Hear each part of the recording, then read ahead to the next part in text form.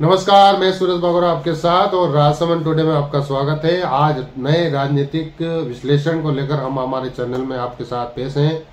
आज हम बात कर रहे हैं क्या कांग्रेस राम मंदिर का न्योता ठुकरा कर फंस गई है। हम इसलिए कह रहे हैं कि वह सॉफ्ट हिंदुत्व पर खेलती आई है। पहले सनातन विरोध में बयानबाजी और अब अयोध्या से कन्नी, इंडिया का सॉफ्ट हिंदुत्व से भी किनारा कर लिया है। हाल ही में जिन राज्यों में विधानसभा चुनाव हुए हैं वहां कांग्रेस ने सॉफ्ट हिंदुत्व का कार्ड खेला, लेकिन उसे उस दाव के जरिए सफलता नहीं मिली। मध्य प्रदेश, राजस्थान और छत्तीसगढ़ तीनों राज्यों में हार का सामना करना पड़ा, जबकि दक्षिण में राज्यों में पहले कर्नाटक और तेलंगाना में जबरदस्त जीत मिली। इन दोनों राज्यों में एंटी सनातन और एंटी बिहार का मामला खूब चर्चा में रहा। अयोध्या में नए राम मंदिर रामलला की मूर्ति की प्राण प्रतिष्ठा समारोह चर्चा में है। 22 जनवरी को कार्यक्रम है और सामने देश में लोकसभा चुनाव भी है। लिहाजा अभी से राजनीतिक दलों के बीच सियासत का पिच भी तैयार होने जा रहा है। बुधवार को जैसे ही कांग्रेस ने, जो पिछला बुधवार गया था, उसमें राम जन्मभूमि का तीर्थ क्षेत्र ट्रस्ट का न्योता ठुकराया और बीजेपी भी उस दिन से आक्रामक मोड में आ गई है। देश भर से बीजेपी नेताओं की प्रतिक्रिया आ रही है। कांग्रेस को हिंदू विरोधी साबित करने की होड़ मच गई है। हालांकि यह भी सच है कि 90 के दशक में कांग्रेस ने अपने घोषणा पत्र में कानूनी तरीके या बातचीत के जरिए राम मंदिर के निर्माण के लिए हामी भी भरी थी। इस लिहाज से तो उसे अयोध्या के प्राण प्रतिष्ठा समारोह में जाना चाहिए था, लेकिन यह दाव बताता है कि कांग्रेस सॉफ्ट हिंदुत्व के किनारा कर रही है।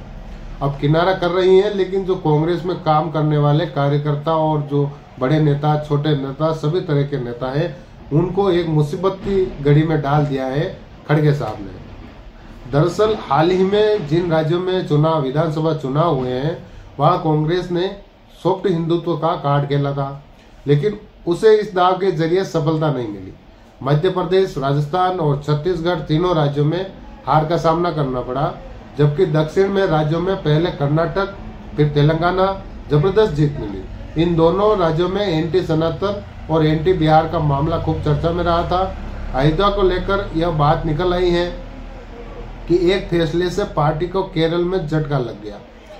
अब हो सकता है चुनाव में नुकसान उठाना पड़ेगा, ये आने वाले दिनों में लोकसभा चुनाव में ही पता चलेगा। लेकिन कर्नाटक, तेलंगाना जैसे राज्यों में सीटें कम हो सकती हैं। यह कांग्रेस को अच्छे प्रदर्शन की उम्मीद है। उत्तरी, पश्चिमी और अन्य मध्य राज्यों में पार्टी को कोई खास फायदा नहीं होगा, जहां बीजेपी और कांग्रेस को सीधी लड़ी। अब जहां हम बात कर रहे हैं अलग अलग जो इसमें दल हैं, उनका क्या रोल रहेगा वो भी हम आपको बताएंगे। लेकिन कांग्रेस का जो सॉफ्ट हिंदुत्व से किनारा है, यह एक अपवाद भी हो सकता है। इसको हम बड़े डिटेल में समझे तो फिलहाल सारे जो कांग्रेस द्वारा प्रयोग किए जा रहे हैं अब सॉफ्ट हिंदुत्व से किनारा करने लगे, क्योंकि यह तीनों राज्यों में एक प्रयोग था, उसमें सफल नहीं हो पाई है। हालांकि इसका अपवाद भी है। राज्य इकाइयों में स्थानीय स्तर पर अभी भी नेता राम या राम मंदिर और सॉफ्ट हिंदुत्व से भरोसा रख रहे हैं। जब कांग्रेस हाईकमान ने अयोध्या जाने से इनकार कर दिया तो गुजरात से लेकर यूपी से और हिमाचल प्रदेश के नेताओं में प्रतिक्रियाओं की हर किसी का ध्यान आकर्षित किया है। हम आपको शुरू में बता रहे हैं कि यहाँ पर नेता और कार्यकर्ता दोनों ही फंस चुके हैं, क्योंकि नेता और कार्यकर्ताओं के घर में से तो चाह रहे हैं कि कांग्रेस के इतने भव्य, हर गांव हर शहर में इतने भव्य प्रोग्राम हो रहे हैं, उसमें सम्मिलित हो, लेकिन कांग्रेस आलाकमान के जो निर्देश है उनसे वो नेता नहीं जा पा रहे हैं। दुख है उनको। गुजरात कांग्रेस के मीडिया विभाग के सह संयोजक और प्रवक्ता हेमांग रायल कहते हैं कि मुझे गर्व है कि मैं धर्म, कर्म, वचन से हिंदू ब्राह्मण हूँ। दुनिया में श्री राम के नाम से बड़ा कोई काम नहीं है, कोई नाम नहीं है।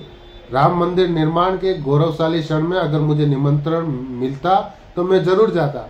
जल्द ही रामचंद्र के दर्शन करने जाऊंगा। उन्होंने जय श्री राम का नारा भी लगाया। पार्टी कमल के खिलाफ बयान दे रही है कांग्रेस नेता, जो कह रहे हैं।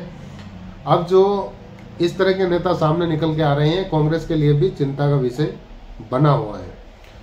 गुजरात कांग्रेस के पूर्व अध्यक्ष और पोरबंदर से विधायक अर्जुन माडेवडिया अपनी ही पार्टी के नसीहत देते हैं। वो कहते हैं कि भगवान श्री राम आराध्य देव है। यह देश वासियों की आस्था और विश्वास का विषय है। कांग्रेस ऐसे राजनीतिक निर्णय लेने से दूर रहना चाहिए। इसी तरह कांग्रेस नेता अमरीश डेर कहते हैं कि देश भर में अनगिनत लोगों की आस्था इस नवनिर्मित मंदिर वर्षों से जुड़ी हुई है। कांग्रेस कुछ लोगों और कुछ खास तरह के बयान से दूरी बनाए रखनी चाहिए। जन भावना का दिल में सम्मान करना चाहिए। इस तरह से बयान में जैसे गुजरात कांग्रेस के कई कार्यकर्ता के लिए निराशाजनक कार्य है। करोड़ों कांग्रेस कार्यकर्ता के दिल टूट चुका है।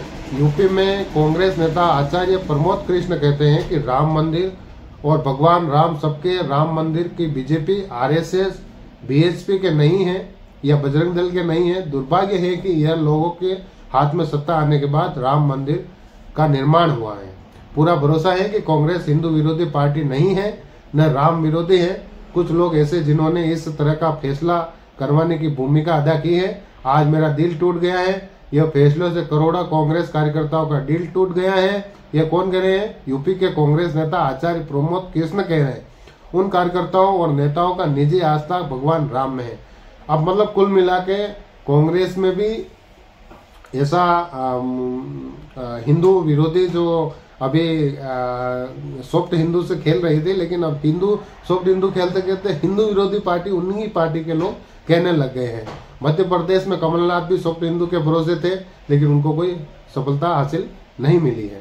तो हम आपको ये बताना चाहते हैं इस विश्लेषण के माध्यम से कि कांग्रेस जहां सॉफ्ट हिंदू के माध्यम से खेल रही थी इतने दिन, लेकिन अब उसके गले में आग लगी है, क्योंकि जहां से उन निमंत्रण का न्योता ठुकराया उसी दिन से उन पार्टी में विरोधाभास चालू हो गया है। अब देखने वाली बात यह है कि लोकसभा चुनाव में जहां कांग्रेस सेफ सीटें मिल रही हैं, जहां हिंदू हैं वहां बीजेपी की सेफ सीटें मिल रही हैं। जहां कांग्रेस हिंदू के साथ जुड़ी हुई थी उसको किनारा करने में लोग लग गए हैं। अब आने वाले दिनों में अब कांग्रेस के लिए बड़ी मुश्किलें साबित होने वाली है। अब अलग अलग चीजें हैं जो निकल के सामने आती है। हालांकि विश्लेषण बहुत बड़ा है, लेकिन हम आपको शॉर्टकट में यही बताना चाहते हैं कि कांग्रेस ने निमंत्रण ठुकरा के बहुत बड़ी गलती कर दी है। ऐसे ही रोचक विश्लेषण और रोचक जानकारी जानने के लिए हमारा ये चैनल आप सब्सक्राइब करते रहिए। मैं सुरेश बागोरा आपके साथ कल और नए विश्लेषक के साथ मैं आपके साथ पेश होऊंगा। धन्यवाद, नमस्कार।